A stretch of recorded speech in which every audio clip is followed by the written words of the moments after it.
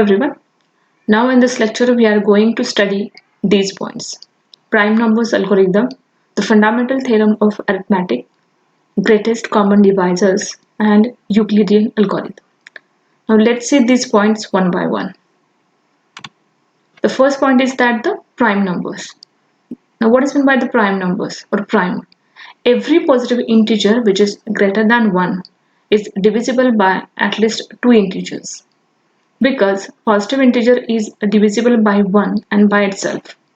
So the positive integers that have exactly two different positive integer factors are called as a prime numbers. So what did we get from this point? The positive integers which have exactly the two different positive integer factors are called as a prime numbers. So what is the definition of that? A positive integer p which is greater than 1 is called as a prime if the only positive factors of p are 1 and p, which is itself. A positive integer that is greater than 1 and is not prime is called as a composite number.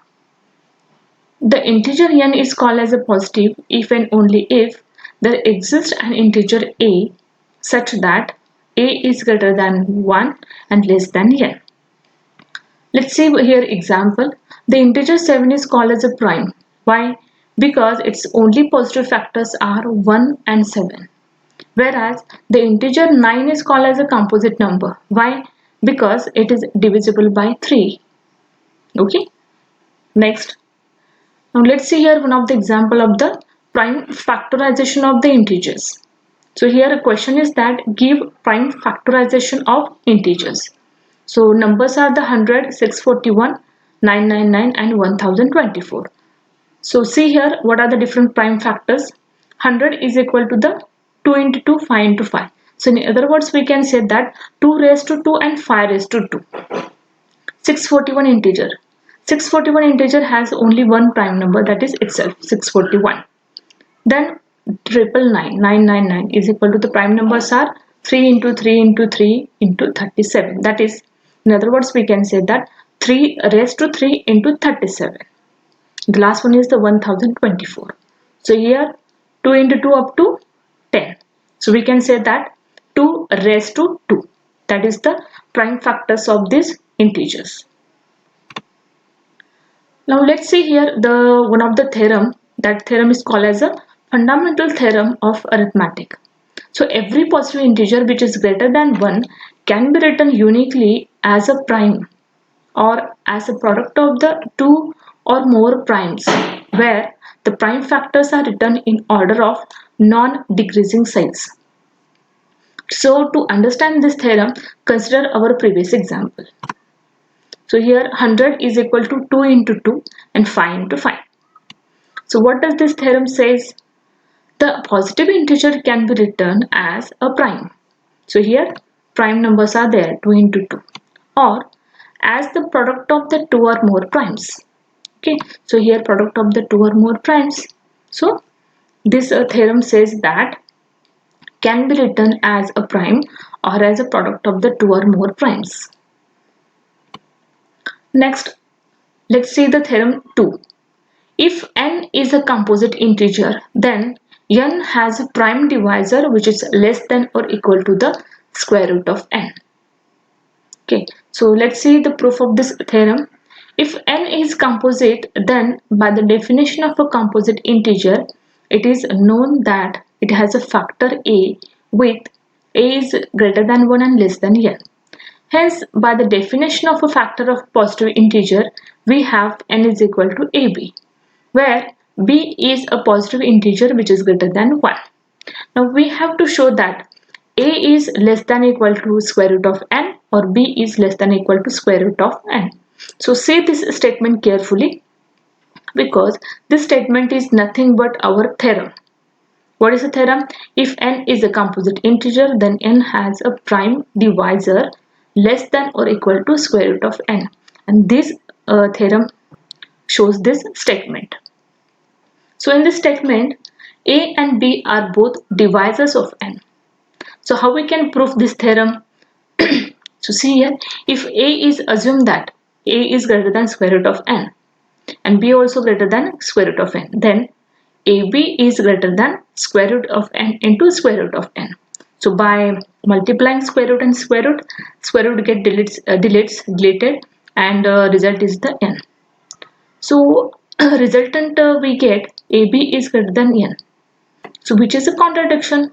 Contradiction means a wrong statement or the false statement or false assumption. Why it is a wrong? Because in this proof, the second statement is says that by the definition of the factor of the positive integer, the factor a is greater than 1 and less than n. So in the statement, this condition is not satisfied. That's why AB is not greater than n. That's why we can say that the composite integer has a prime divisor which is less than or equal to square root of n. In other words, this theorem can say that because both a and b are divisors of n, so it can be seen that n has a positive divisor not exceeding square root of n. So this divisor is either prime number or has a prime divisor less than itself. So resultant, or we can conclude that n has a prime divisor which is less than or equal to square root of n. Now let's see the third theorem, that is theorem 3. What does this theorem says? An integer is prime if it is not divisible by any prime which is less than or equal to its square root. So now let's concentrate on this theorem. An integer is prime if it is not divisible by any prime less than or equal to its square root. So this is theorem 3 is created by using the theorem second.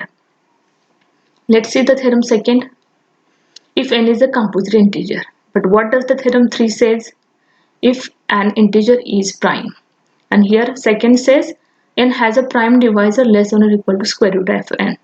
But theorem 3 says that if it is not divisible by any prime less than or equal to its square root. So this theorem 3 follows the theorem second. Okay, understood? Next example.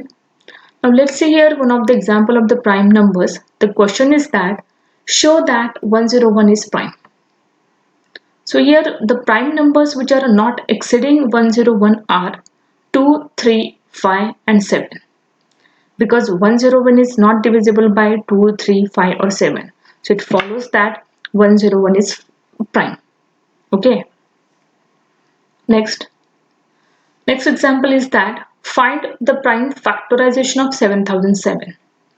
To find the prime factorization of 7007, first we have to perform the divisions of 7007 by using the successive primes.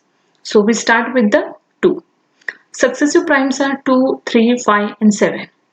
But among these primes, 2, 3 and 5 does not divide 7007. But 7 divides 7007. By dividing we get the result 1001. Next, we get the result 1001. Next, this result again divide by successive primes, and that are beginning with the 7. So after dividing 1001 by 7, we get the result 143. So continue like this process, again divides 143 by the successive prime and again beginning with the 7. But here 7 does not divide 143. So we can take the next prime, that is 11. But 11 does divide 143 and we get the result after dividing is equal to the 13. Now we get the result 13 which is a prime number. So we can say that here the procedure is totally completed. So we can conclude that the prime factorization of 7007 is equal to the 7 into 7 into 11 into 13. Next, our next point is the greatest common divisors. The largest integer that divides both of two integers is called the greatest common divisor of these integers. So here let a and b, there are the two integers, not both 0. So the largest integer d such that d divides a and d divides b. is called the greatest common divisor of A and B. So the greatest common divisor is denoted by GCD of A and B. So this is all about the greatest common divisor.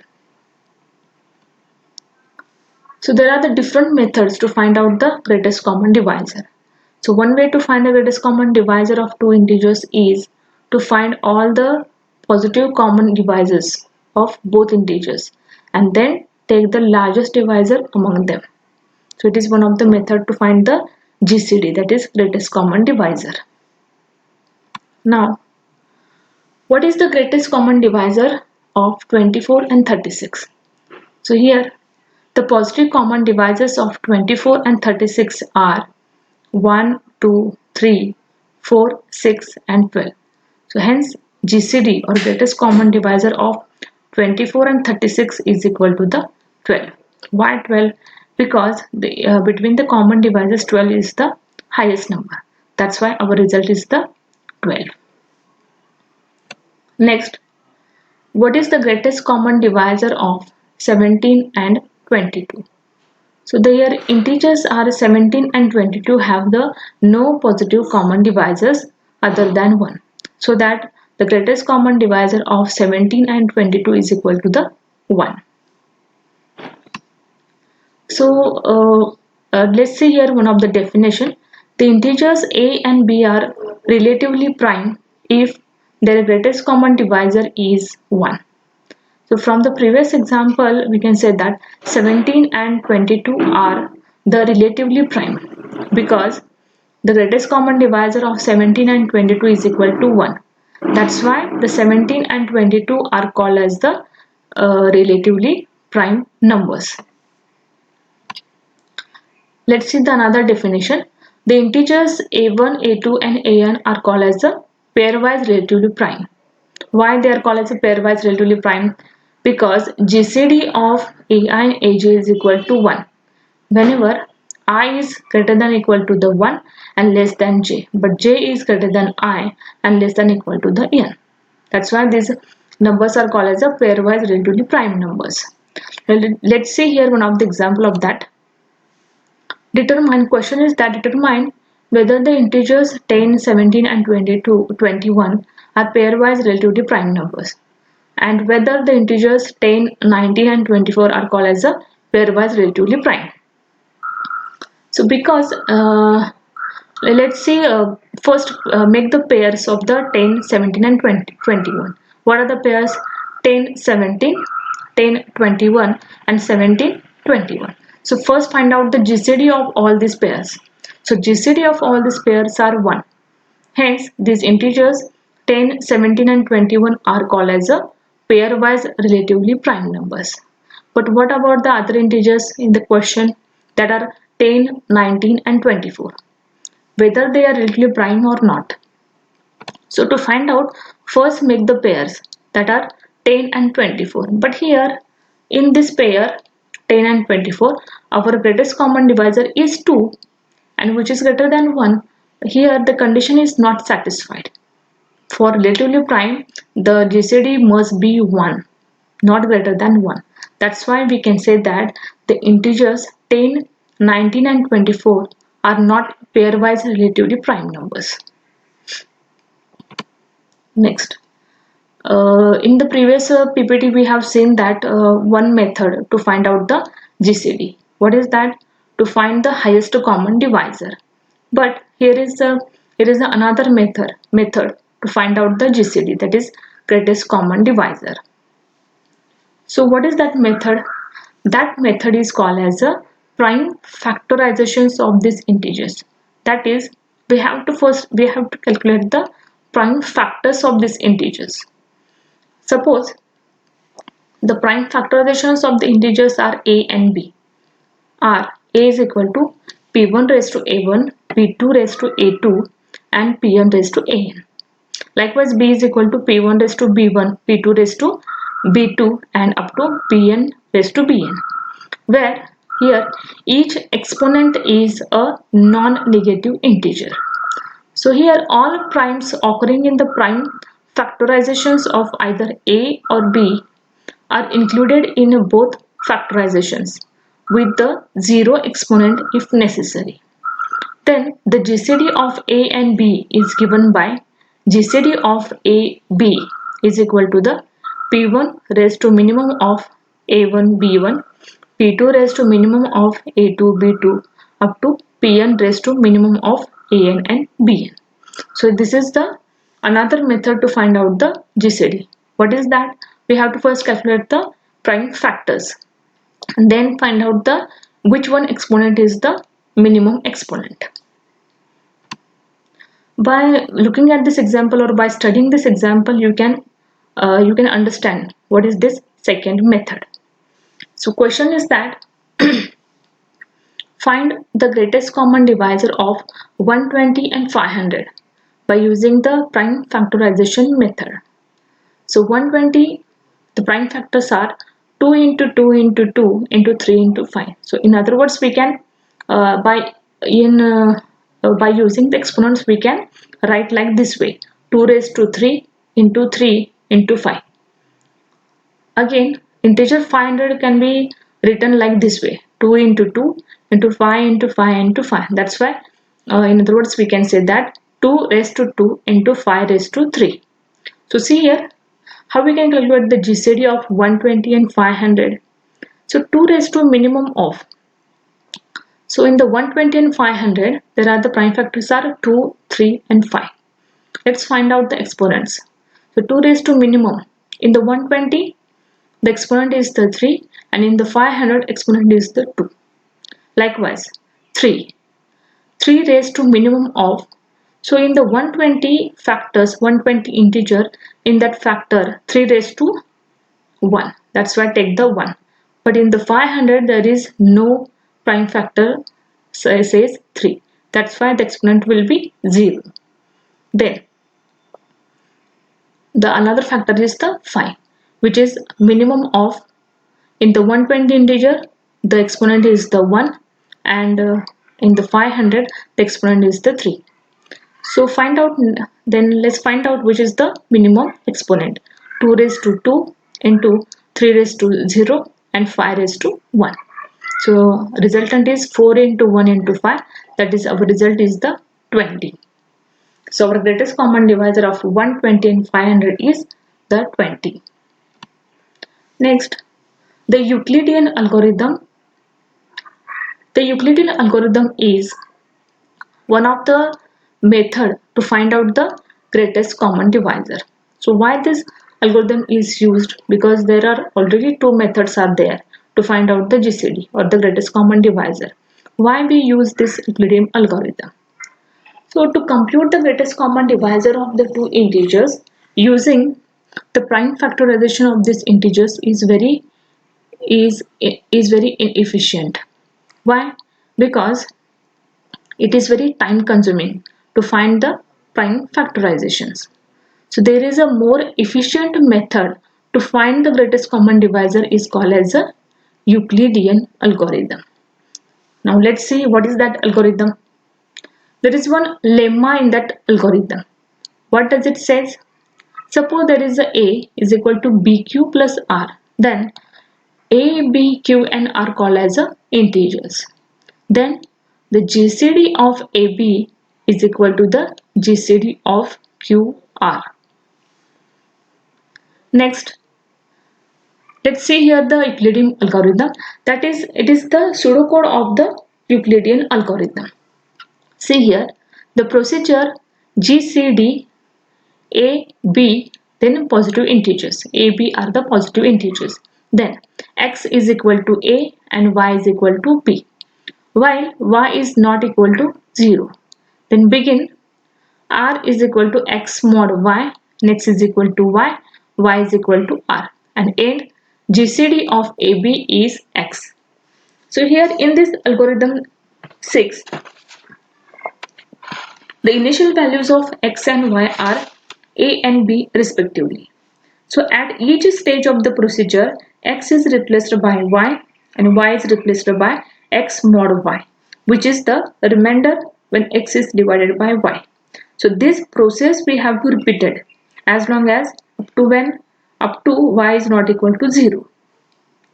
So the algorithm terminates when y is equal to 0 and the value of x at that point, the last non-zero remainder in the procedure, and which is the greatest common divisor of a and b. So this is all about the Euclidean algorithm. Now let's see here one of the example of the Euclidean algorithm. So find out the greatest common divisor of 91 and 287.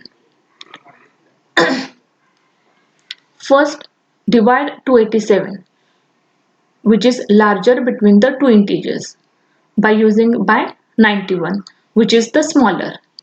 Okay, first divide 287. Why by 91? Because 287 is the larger and 91 is the small. To obtain 287 is equal to 91 into 3 plus 14. So here 287 is the dividend, 91 is the divisor, 3 is the quotient, and 14 is the remainder. Let's see here carefully. Okay, the first is the dividend, then divisor, then quotient plus remainder. Any divisor of 91 and 287 must also be a divisor of 287 minus 91 into 3 is equal to the 14. Also, any divisor of 91 and 14 must also be a divisor of 287 is equal to 91 into 3 plus 14. Hence, we can say that the GCD of 91 and 287 is same as the GCD of 91 and 14. So this means that the problem of finding the GCD of 91 and 287 has been reduced to the problem of finding GCD of 91 and 14. Next divide the 91 by 14 to obtain 91 is equal to 14 into 6 plus 7. Because any common divisor of 91 and 14 also divides 91 minus 14 into 6 is equal to the 7, and 7 divides 91, so it follows that GCD of 91 and 14 is equal to GCD of 14 and 7. So continue this process by dividing the 14 by 7. Then we can get 14 is equal to 7 into 2.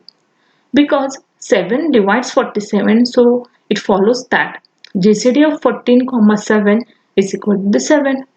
Furthermore, we can say that because GCD of 287, 91 is equal to GCD of 91, 14 is equal to the GCD of 14, 7 is equal to the 7, and this is our final result. So the original problem has been solved here. Okay, then see one of the example of the greatest common divisor by using the Euclid. So here no description is here, only the result. So see here, there are the two common divisors. Two integers are there, 410 and 662. So among these two integers, there are the largest one is the 662 and the smaller is the 414. So divide 414 to 662. So after dividing, we get the quotient is 1 and remainder is equal to the 248. Again, take the 414 as a dividend and divisor is the 248. Then divide the 248 in divide the 248 to 414, and after dividing we get the quotient is equal to 1 and remainder is the 166. Again divide 166 to the 248. After dividing 166 to 248, we get the quotient is equal to 1 and remainder is the 82. Again divide the 82 to 166. We get the quotient is equal to 2 and remainder is equal to 2. Again continue this process. 82 is equal to the, again divide 2 to 82. So we get here quotient is equal to the 41 and remainder here is the 0. Hence we can say that the greatest common divisor of 414 and 662 is equal to the 2. So this is all about the greatest common divisor and Euclidean algorithm and prime numbers and fundamental theorem of arithmetic. Okay, thank you.